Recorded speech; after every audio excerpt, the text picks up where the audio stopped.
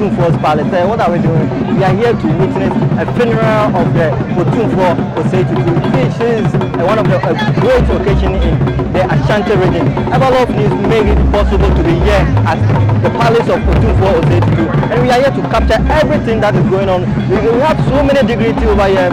Ms. Ellen Nana-Addo Dankwa, Vice President, was here, and so many dignitaries. Former President Kufuor was here, and then the former President J.J. Rawlings was there.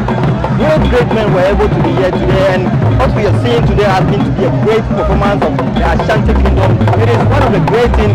Volta regions have been able to bring a delegation from Volta region to this place, and it's going to be awesome one.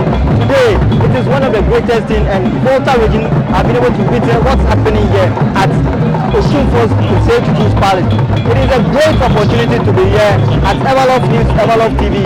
Remember to subscribe to this channel and make it for the greatest one of all. Thank you.